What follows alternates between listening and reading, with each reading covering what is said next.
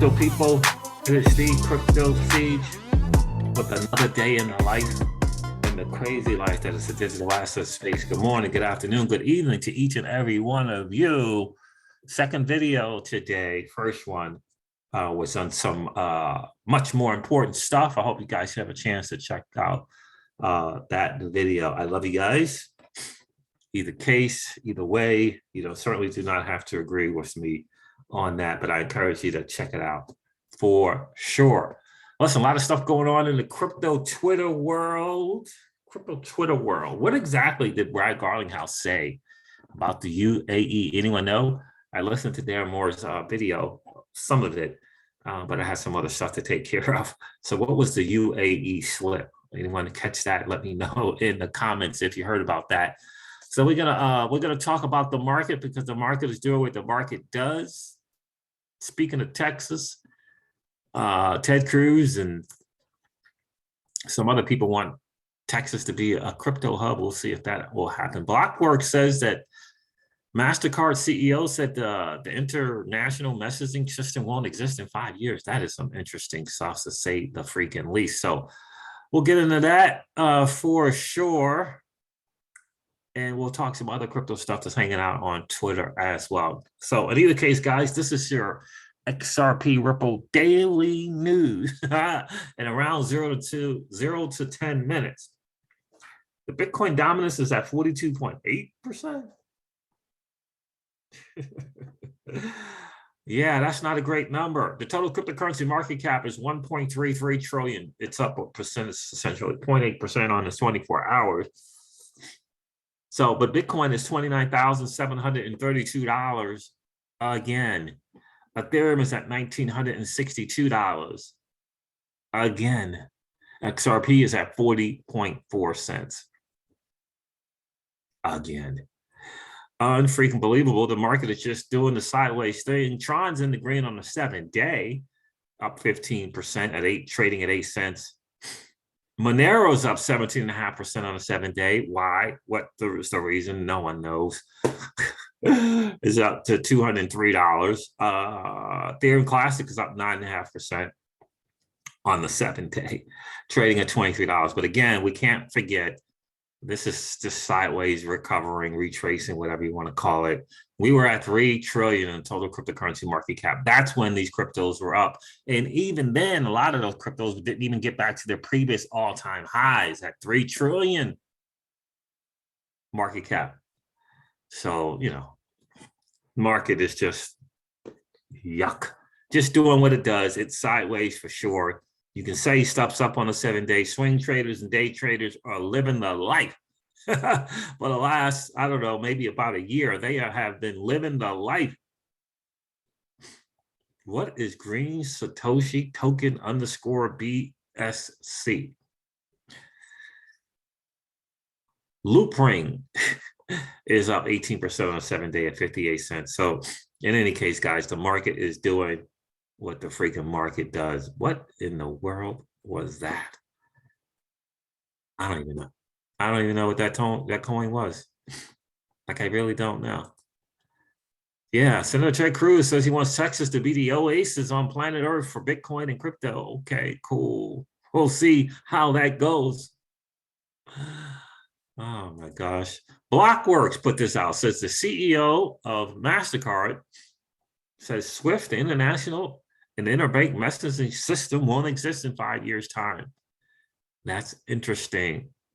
Status, XRP says, tweeted out, SWIFT equals past, check. RippleNet equals future, check. XRP equals the greatest digital assets for payments.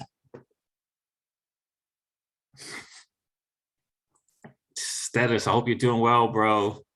What's this right here? Oh, so the word on the street, we all must have all heard about this, I'm sure. The U.S. Securities and Exchange Commission and Ripple lawsuit saw another motion for extension. The plaintiff has come forward to request, that will be the SEC, has come forward to request the court to grant them extra time to file an opposition against the motion to include XRP holders. Jimmy James filing put this out. Thanks, my guy. The SEC versus Ripple, the SEC has filed a motion for extension of time until June the 7th of 2022 to file objection to the amici request to participate in briefing regarding the expert challenge. Well, how about that? I'm sure we all expected that to be done. Pursuant to rule whatever of the court's individual, whatever plan of the Securities and Exchange Commission respectively request that the court extend the SEC's time to file an opposition to the letter filed by counsel for 6 amici, whatever curiae, dated Saturday of May 21st, 2022.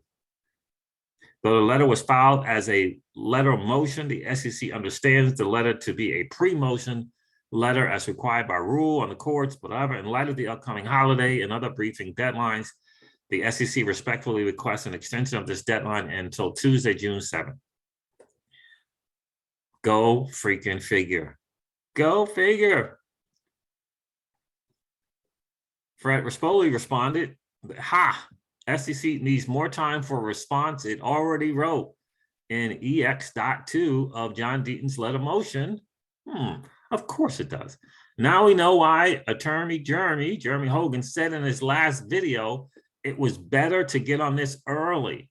John's amici brief will demolish SEC until it looks like DOODY. Oh man, you can't make it up, man. You just really can't. Jimmy James finally put this out. Stuart Alderoty, he's responding to Stuart Alderoty's tweet. So Jimmy James said, on the SEC's continued effort to elbow all other agencies out of crypto, in a paragraph. So let's take a look at what Stuart Alderoty had to say here. We all agree that consumer and market protections are needed, but saying that every token besides Bitcoin maybe is a security is a combination of bad law and bad policy, all in the name of the SEC's political land grab over this asset class. The SEC's jurisdiction is not limitless.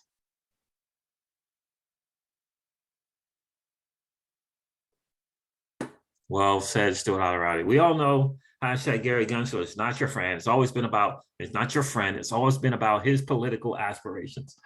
Always clear point blank in return. He'll push all this kind of stuff to slow the market down for his boys at Goldman's and JP Morgan and the likes. The backdoor deals. That's what this is about, has always been about. It has never been about investor protection, ever. So Link2 did this out. Nick Birafato, LinkedIn reduced amendment investment offer. I think that's really cool. Brad here at Davos doing his thing. We'll take a listen to that. But Link2 put this out at Ripple CEOs at Davos in Switzerland. In the spirit of Link2's mission to democratize private investing, by the way, I'm telling you, the move that they're making to provide exposure to this particular private investing, the move that they're making to make it more accessible to other people is, listen, bravo. I've been hard on YouTubers who promote stuff that does not give access to everyone. So it is great to see that Link2 is, doing the right thing and expanding this to other people in the space. It's massively important. And they're also according to Crypto Eddie, the CEO of Link2 said that they were working on a private equity on a decentralized platform, decentralized private equity investing on the freaking ledger, on the XRPL ledger. So Link2 is reduced the minimum investment threshold from 10K to 5K. That's for accredited investors for Ripple and Link2 investments only. And again, I'm giving them a shout out, because they are making the move to provide greater, and it's not just talk, it's in the works, it's in progress to make access to the platform for everyone in terms of being able to do the private investing.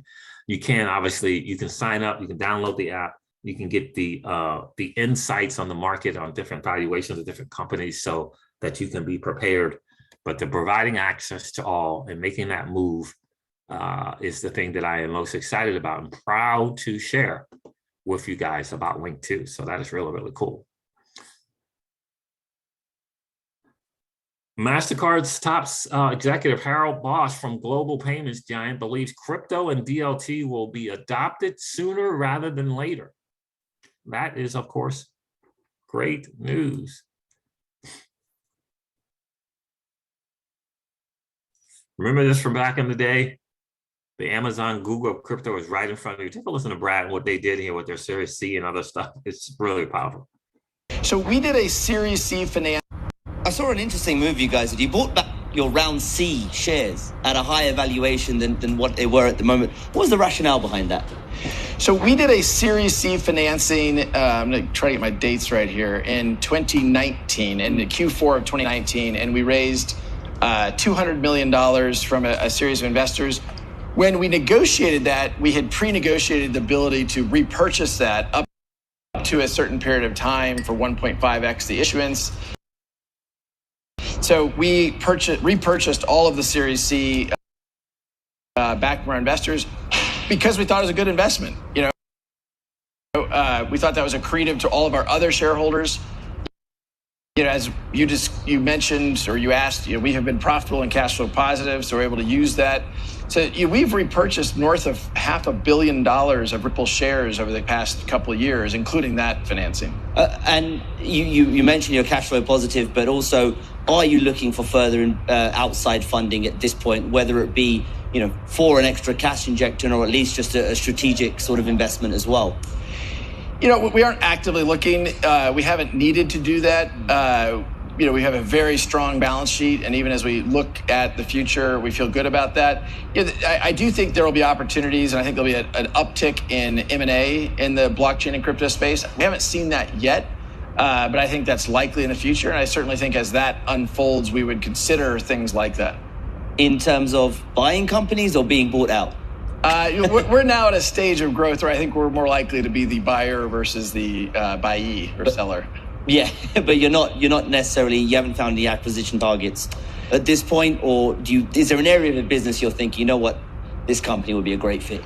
I would say there's a lot of growth in crypto, and we are looking at a lot of different segments of crypto for growth. Some of that, obviously, we will build internally. The carbon credit initiative is something we've kicked off internally, but we've invested in over 30 or 40 companies around the crypto ecosystem, and we'll continue to look at opportunities to grow through external acquisitions also. And of course, the market's not great right now, but is an IPO on the cards at some point?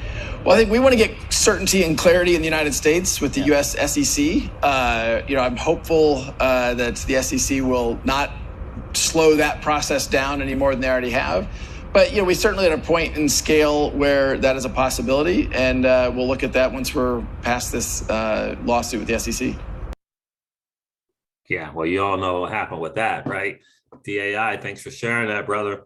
This is some very, very interesting stuff. You know, it's about trying to slow down the elephant in the room, if you will. Like, Ripple is the monster, right? In the DeFi space. I mean, it is the behemoth, right? And again, if I said it once, I said it 1,000 times. JP Morgan and Goldman Sachs are not concerned about Cardano. As awesome as Cardano is, they're not concerned about Cardano or freaking EOS or Tezos. They're not worried about Shiba Inu or Dogecoin. They are concerned about Ripple, the monster of the blockchain infrastructure company. They're concerned about the digital asset XRP and the XRPL ledger that has a decentralized exchange. Those are the game changers. Ripple's product ODL, absolutely. Just understand that's what they're concerned with. Let us never ever forget that. That's where the fight is. They want to slow down the IPO. They want to, you know, everything they can to try to slow us down, because JP Morgan got in bed with Joseph Lubin and Consensus, the Enterprise Ethereum Alliance, thought that they, you know, could monopolize the market, right? That's the fight right there, guys. Never ever forget it. That's the fight. It's Ripple against the big banks, and the big banks went to Ethereum and tried to monopolize this market. That's the fight, guys. That is the fight. Let us not ever, ever forget it. So in any case, you guys check out my video from earlier today. Interesting stuff for sure. But in either case, check that video out. It was a very, very tragic thing here in the state of Texas, for sure.